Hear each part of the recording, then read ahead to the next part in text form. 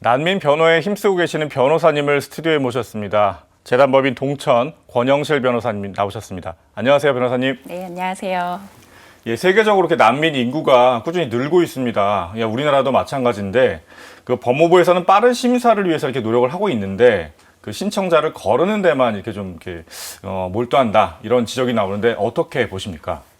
네, 우크라이나나 아프간 국제 정세는 여전히 혼란스러운 상황으로 얼마 전에 유엔 난민기구가 발표한 바에 따르면은 강제 이주하는 이주민의 수가 점차 증가해서 1억 명이 넘었다고 하더라고요. 네, 이러한 상황에서 한국으로 피난을 희망하는 사람들도 늘 수밖에 없는 그런 상황입니다.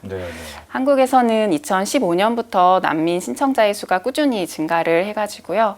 그때 좀 급격하게 증가를 했는데 이에 대해서 이제 법무부에서는 난민 심사 인력을 조금씩 증가를 시켜오긴 했지만 이를 대처하기에는 턱없이 부족한 수였습니다.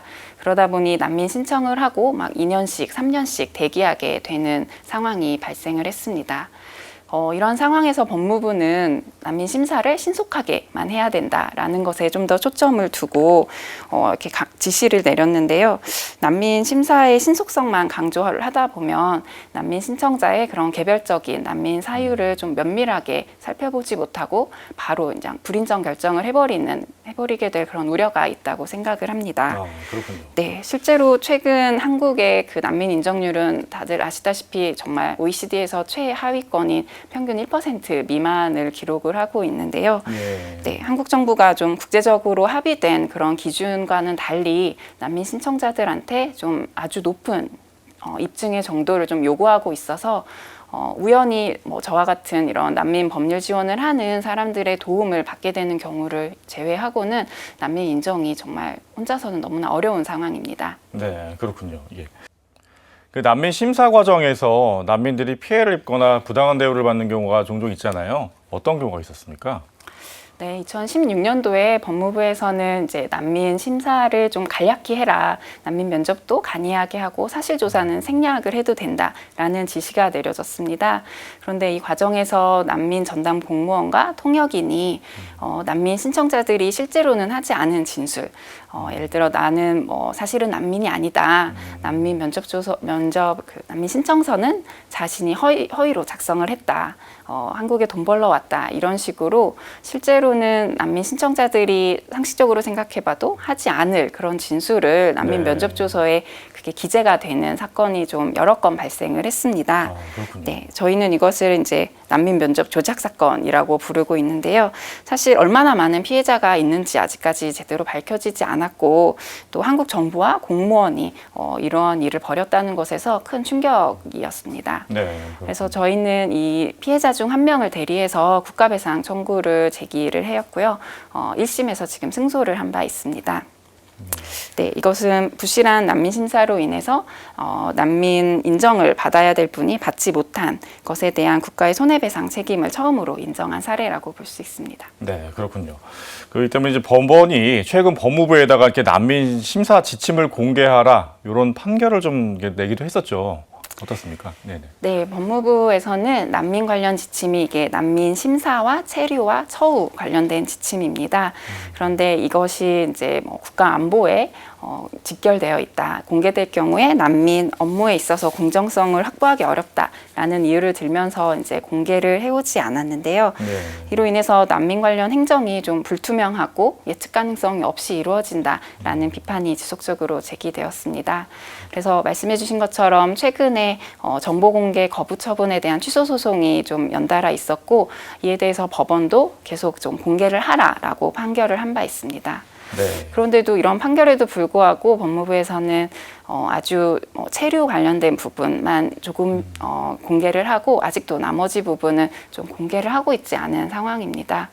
그런데 이 지침이 좀 공개가 되어야 난민 심사가 좀 적법하게 이루어지고 있는지, 이 지침 자체에는 좀 법에 저촉되는 부분이 없는지 이런 것들에 대한 시민사회의 좀 감시와 감독이 가능할 거라고 생각을 합니다. 네, 잘 알겠습니다. 어쨌든 몇 년에 걸쳐서 이렇게 어렵게 난민으로 인정을 받으면 우리나라 국민과 같은 수준의 사회보장을 좀 받을 수가 있는데 난민들은 여전히 좀 이렇게 각종 정부의 지원에서 배제되고 있다 이런 이야기가 좀 있거든요. 이런 지적에 대해서 어떻게 생각하십니까? 네, 난민법과 난민협약에는 난민으로 인정된 사람에 대해서는 국민과 동일한 처우를 하도록 명시를 하고 있습니다. 네. 그렇지만 여전히 개별 법령이나 관련 부처의 지침에서 외국인에 대한 좀 차별적인 규정을 두고 있어서 난민 인정자라고 할지라도 이렇게 법에 명시된 처우를 받지 못하고 있는 사례가 발생을 하고 있습니다. 네. 그 중에 하나가 공공임대주택에 관한 권리인데요. 한국에서는 크게 주거 취약계층을 위한 지원으로 주거급여와 공공임대주택을 두고 있습니다. 네. 그런데 이 둘 다 국토교통부가 주무부처임에도 불구하고 주거급여에 대해서는 난민 인정자도 인정이 되는 반면 그 공공임대주택에 대한 권리는 없다라고 지금까지 여겨져 왔습니다.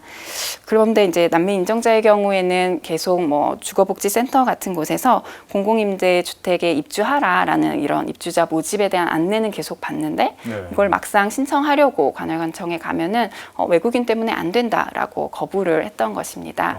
그래서 저희가 난민 인정자 중에 한 분을 대리해서 아치 이걸 소송으로 다툰 바 있는데요.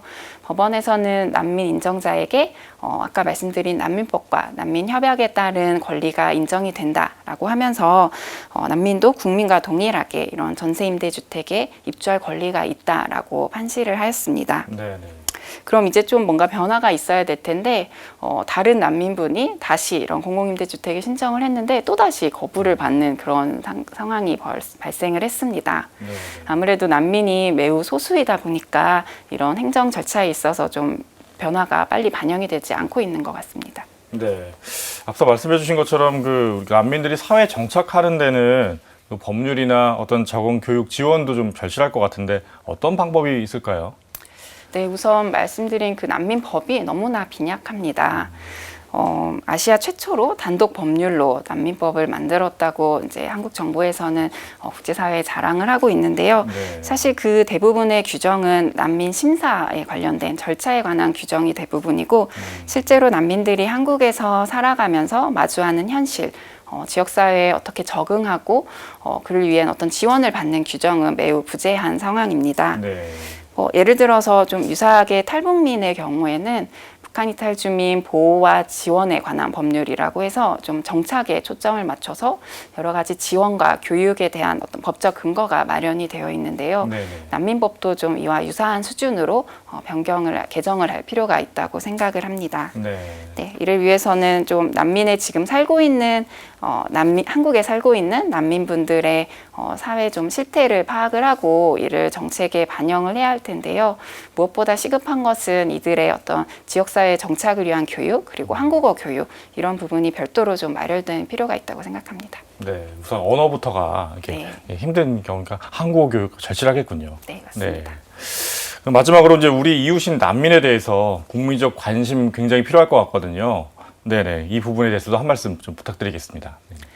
네, 2018년도에 제주도에 예멘 난민들이 왔을 때 그때는 한국 사회가 난민을 너무나 이제 낯선 존재로 바라봤고 또 그렇기 때문에 오해도 많고 잘 모르는 데서 오는 어떤 두려움 같은 게 있었다고 생각을 합니다.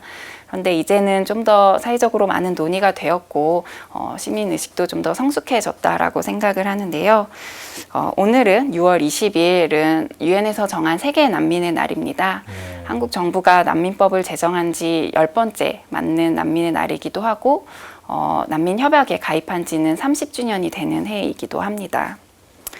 이러한 난민법의 개정 방향이나 한국에 살고 있는 난민들이 어떠한 주체로 한국에 살아갈지는 결국에는 시민들의 인식과 태도에 달렸다고 생각을 합니다.